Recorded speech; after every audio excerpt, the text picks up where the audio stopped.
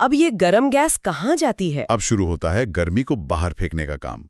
ये गर्म गैस जाती है कंडेंसर कॉइल में। कंडेंसर कॉइल मतलब वो जो बाहर की तरफ जाली होती है? बिल्कुल, उसे आप एसी का रेडिएटर समझ सकती हैं। यहाँ पर बाहरी पंखा तेजी से बाहर की हवा खींचकर इन गर्म कॉइल से टकराता है, जिससे कॉइल्स के अंदर की गर्म गैस ठंडी होने लगती है। एकदम सही। और जैसे ही वो गर्म गैस ठंडी होती है, वो अपनी सारी गर्मी हवा में छोड़ देती है और वापस तरल यानी लिक्विड में बदल जाती है। तो यही वो गर्म हवा है जो एसी के बाहर से महसूस होती है? हाँ, तो अब हमारे पास गर्म गैस की जगह एक गर्म हाई प्रेशर लिक्विड है।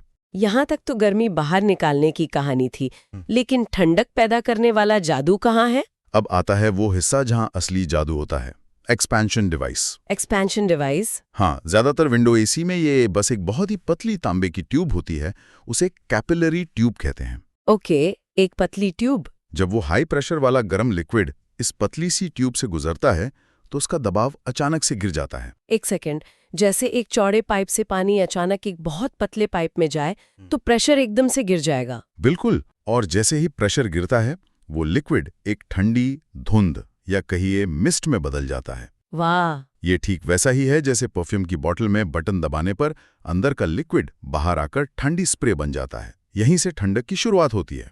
तो अब हमारे पास एक ठंडी, कम दबाव वाली मिस्ट है। इसका क्या होता है? ये ठंडी मिस्ट अब जाती है सिस्टम के आखिरी अहम हिस्से में, जो है इवेपोरेटर कॉइल। Evaporator coil? ये अंदर की तरफ होती है? हाँ, ये ठंडक बनाने वाली फैक्ट्री है जो कमरे के अंदर की तरफ होती है। जब ये बहुत ठंडा रेफ्रिजरेंट इंडोर कॉइल से गुजरता है तो कमरे के अंदर का पंखा, जिसे ब्लोअर कहते हैं, वो कमरे की गर्म हवा खींचकर इन ठंडी कॉइल्स पर फेंकता है। एग्जैक्टली। और जैसे ही कमरे की गर्म हवा इन बर्फीली कॉइल से टकराती है, हवा तो ठंडी हो जाती है और रेफ्रिजरेंट हवा की गर्मी सोख लेता है। और गर्मी सोखते ही वो वापस गैस बन जाता है। हाँ, और ये कम दबाव वाली ठंडी गैस वापस कंप्रेसर में चली जाती है और पूरा साइकिल फिर से शुरू हो जाता है। तो ये चक्र लगातार चलता रहता है। बिल्कुल, जब तक कमरा आपके सेट किए हुए तापमान पर ना पहुंच जाए। ये तो कमाल है। लेकिन आपने 2 पंखों का जिक्र किया, एक बाहरी और एक इंडोर ब्लोअर। हमारे हाथ से लिखे नोट्स में जो डिजाइन है वो तो और भी शानदार है। उसमें लिखा है ड्यूअल शाफ्ट फैन मोटर। हाँ, और ये डिजाइन सच में क्रांतिकारी था। जरा सोचिए, एक ही मोटर के बीच में से दोनों तरफ एक एक रॉड यानी शाफ्ट निकल रहा है। अच्छा। एक शाफ्ट पर इंडोर ब्लोअर लगा है जो ठंडी हवा कमरे में फेंक रहा है, और उसी मोटर के दूसरे शाफ्ट पर बाहरी फैन लगा है जो कंडेंसर को ठंडा कर रहा है। मतलब एक ही मोटर से 2 बिल्कुल अलग काम। ये तो गजब का जुगाड़ है। ये जुगाड़ नहीं, ये जीनियस इंजीनियरिंग है। अच्छा। एक ही मोटर से दोनों काम कराकर उन्होंने लागत, जगह और कॉम्प्लेक्सिटी तीनों को कम कर दिया। यही वो छोटे छोटे इंजीनियरिंग फैसले थे जिन्होंने एसी को एक आम घर की जरूरत बनाया। ये सिर्फ मैकेनिक्स नहीं, ये इकोनॉमिक्स भी है। बिल्कुल। और हवा का क्या? एक सवाल जो लोग अक्सर पूछते हैं कि क्या एसी बाहर की ताजी हवा अंदर लाता है? ये बहुत जरूरी सवाल है और इसका जवाब है कभी नहीं। कभी नहीं। विंडो एसी अंदर और बाहर के एयर फ्लो को एक दीवार से पूरी तरह अलग रखा जाता है। इंडोर ब्लोअर सिर्फ और सिर्फ कमरे की हवा को खींचता है, उसे ठंडा करता है और वापस कमरे में फेंक देता है। इसे रीसर्कुलेशन कहते हैं। और बाहरी पंखा? वो बाहर की हवा खींचकर कंडेंसर को ठंडा करता है और गर्म हवा को बाहर फेंक देता है। ये सेपरेशन ही एसी को इतना असरदार बनाता है। लोग ये भी कहते हैं कि एसी सिर्फ ठंडा नहीं करता, उमस भी कम करता है। चिपचिपी गर्मी में जो आराम मिलता है वो सिर्फ ठंडक की वजह से नहीं होता। ये कैसे होता है? ये एवापोरेटर कॉइल का एक और कमाल है। इसे कहते हैं डीह्यूमिडिफिकेशन। डीह्यूमिडिफिकेशन? हाँ, जब कमरे की नमी वाली गर्म हवा उन ठंडी एवापोरेटर कॉइल से टकराती है तो हवा अपनी नमी को संभाल नहीं पाती। जैसे ठंडे गिलास के बाहर पानी की बूंदें जम जाती हैं। बिल्कुल वैसा ही। हवा में मौजूद पानी की भाप संघनित होकर पानी की बूंदों में बदल जाती है। और यही पानी एक ड्रेन पैन में इकट्ठा होकर पाइप के जरिए बाहर निकल जाता है। हाँ, और कुछ स्मार्ट डिजाइनों में तो इसी पानी का दोबारा इस्तेमाल भी होता है। ड्रेन पैन से थोड़ा सा पानी कंडेंसर फैन के पास गिराया जाता है जो उसे बाहरी गर्म कॉइल्स पर छिड़कता है, जिससे वो और तेजी से ठंडी होती हैं। वाह, ये तो स्मार्ट रीयूज है। बिल्कुल। तो ये पूरा मैकेनिकल सिस्टम तो समझ आ गया, लेकिन इससे कंट्रोल कौन करता है? एसी को कैसे पता चलता है कि अब कंप्रेसर बंद करना है? इसका नियंत्रण करता है इसका इलेक्ट्रिकल सिस्टम, जो इस मशीन का दिमाग है। सबसे अहम हिस्सा है थर्मोस्टेट। थर्मोस्टेट? हाँ, ये एक सेंसर है जो लगातार कमरे के तापमान को मापता है।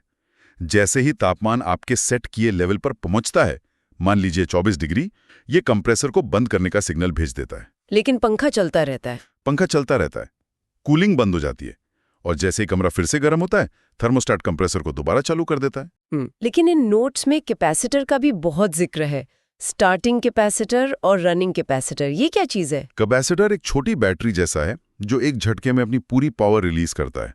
कंप्रेसर मोटर को चालू होने के लिए एक जोरदार शुरुआती धक्का चाहिए होता है, टॉर्क। अच्छा, तो वो जो हम की आवाज आती है पर एसी चालू नहीं होता? एग्जैक्टली 90% मामलों में वजह यही कमजोर कैपेसिटर होता है, वो शुरुआती धक्का नहीं दे पाता। इंटरेस्टिंग। और कंट्रोल पैनल, पुराने घुमाने वाले नॉब से लेकर आज के रिमोट तक क्या बदला है? बुनियादी काम वही है, तरीका बदल गया है।